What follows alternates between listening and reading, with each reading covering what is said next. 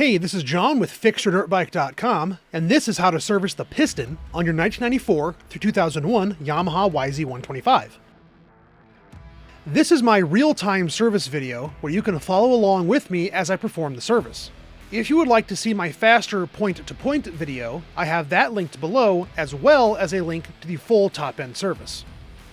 As always, parts and tools are linked below.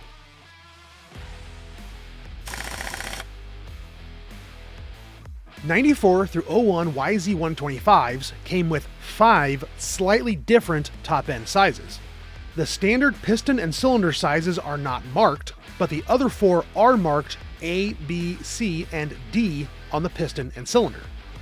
I will be showing the standard size because that's what I have. Start with your piston rotated to top dead center. Test the condition of the connecting rod, needle bearing, and wrist pin. Grip the connecting rod with one hand and try to rock, not slide, the piston side to side. If there is any play, you already know something is out of spec.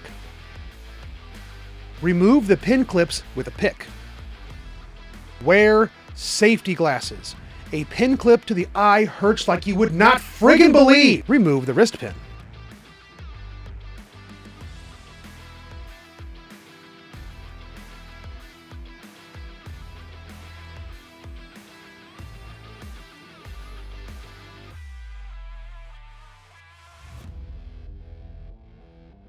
Remove the needle bearing and wrap your connecting rod with a clean shop towel.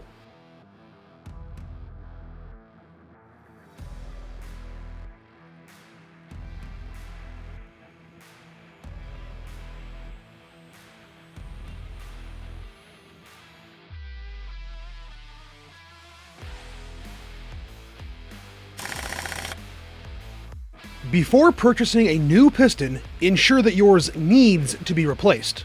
And if you do need a new piston, follow the same inspection steps before installation.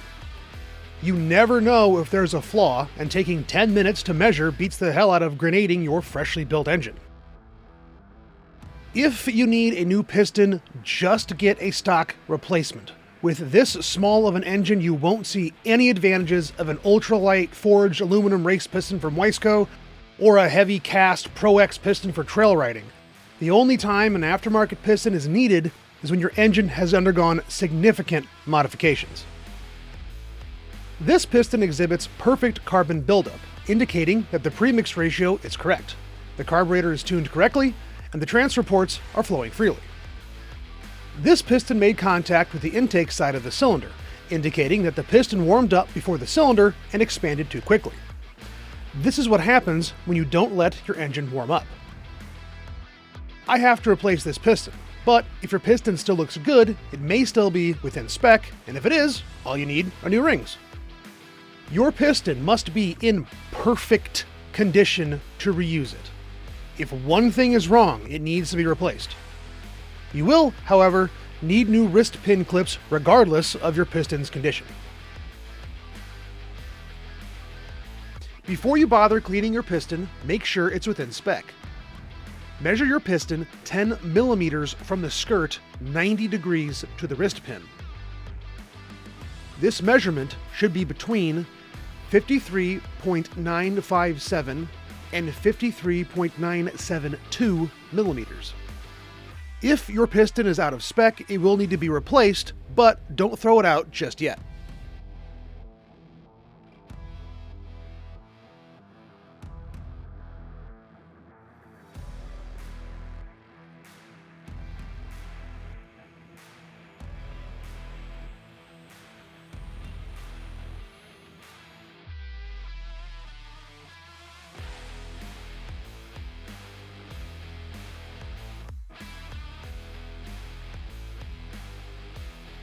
Even though you will not be reusing your piston ring, we can use it to see what the engine has been up to. Take the old ring and roll it around the piston in its groove. Feel for any snags or binding. Reinstall the piston ring.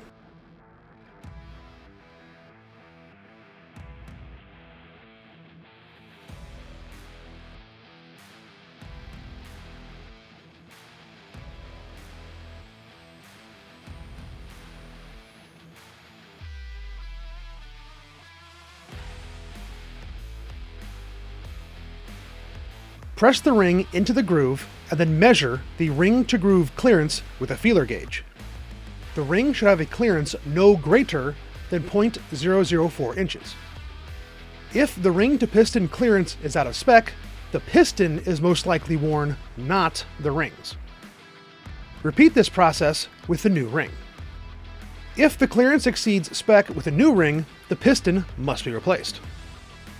This type of wear is caused by ring deflection, which occurs due to improper lubrication from poor air-to-fuel ratio, incorrect premix ratio, engine braking, or a combination of all three. Inspect the piston crown for damage. If you find any, replace the piston. Inspect the ring grooves and locating pin. If the pin is damaged or missing, replace the piston. Inspect the piston skirt. If you find any abrasions or cracking, replace the piston. Inspect the interior of the piston and pin bore for wear or cracks. Guess what you need to do if you find any?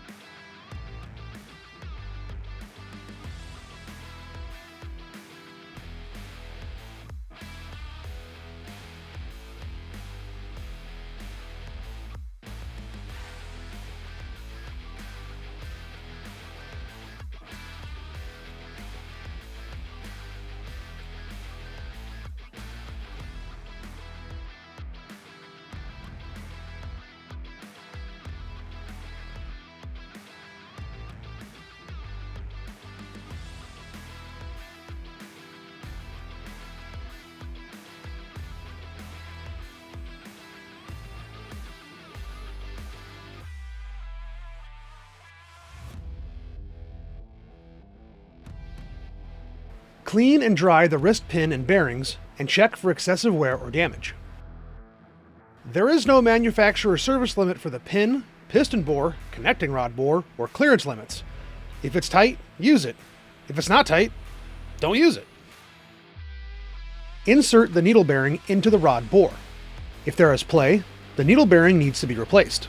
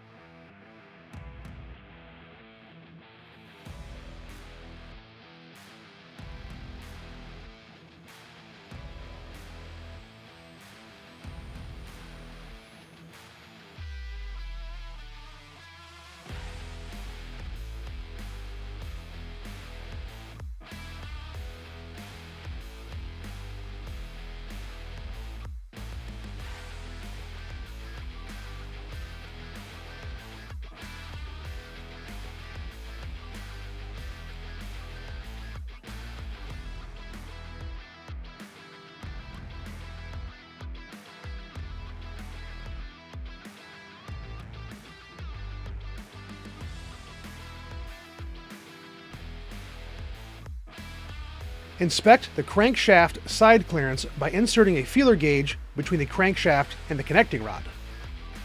My crankshaft has been removed for the rebuild, but it can be easily accessed inside the engine. The connecting rod to crankshaft clearance should be no greater than 0.026 inches.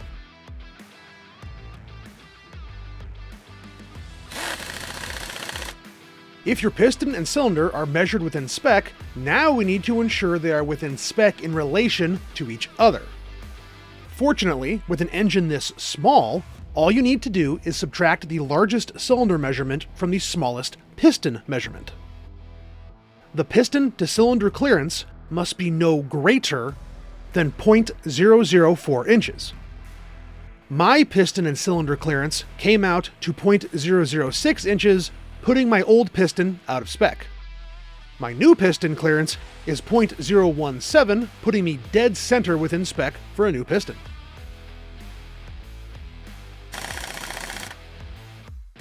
Before installing the piston ring, we need to ensure that the installed end gap is within spec.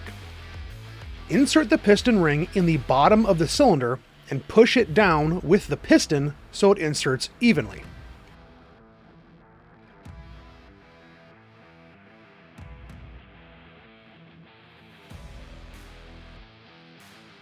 Measure the ring gap with a feeler gauge. The end gap should be no greater than 0.031 inches on 94 through 95 models and 0.047 on 96 to 01 models. If the rings are too tight, you can file the ends with a fine metal file or sandpaper until they are within spec.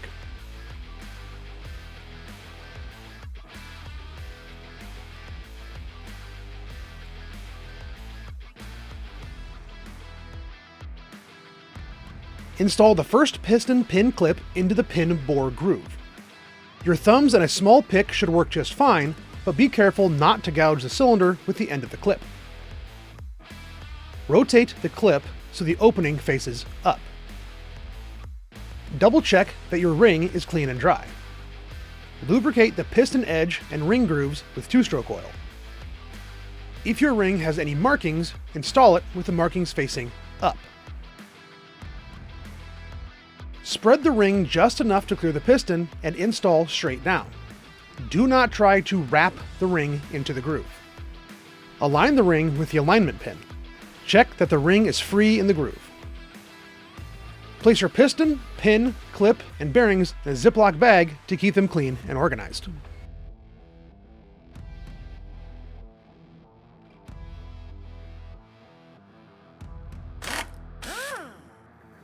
Start the piston installation by covering your crankcase opening with a shop towel. If you drop your clip, you will spend an absurd amount of time trying to fish it out of the crankcase before you realize it would have been faster just to split the case again. I am using Lucas Assembly Lube, but 2-stroke oil will work just fine, but you will need to use a lot of it. Apply Assembly Lube to the needle bearing and install it into the connecting rod bore.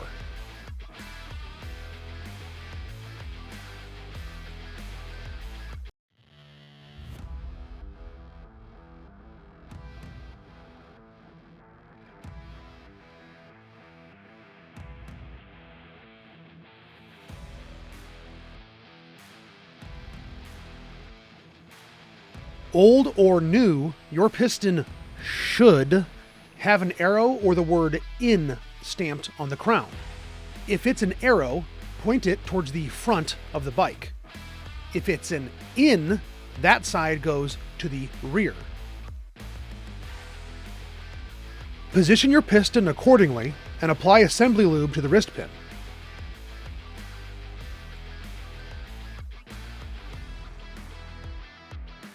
Push your wrist pin all the way to the opposite side pin clip.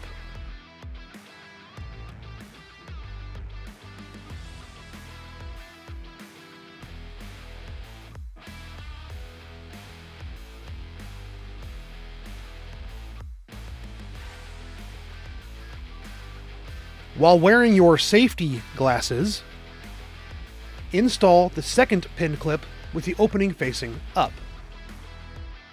When installing the second clip, I did manage to scrape up my piston, but I was able to smooth it out with emery paper. With your piston installed, keep the shop towel in place until you install the cylinder.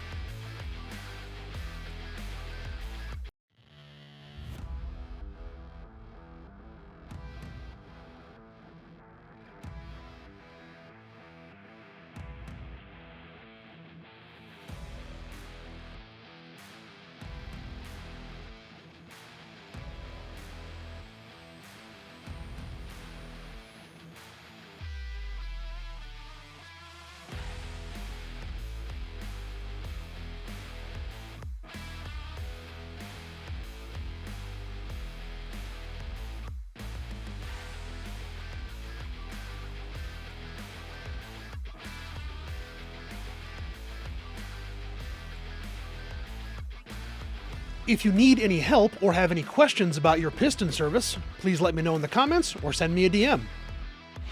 Thanks for watching, and don't forget to like and subscribe.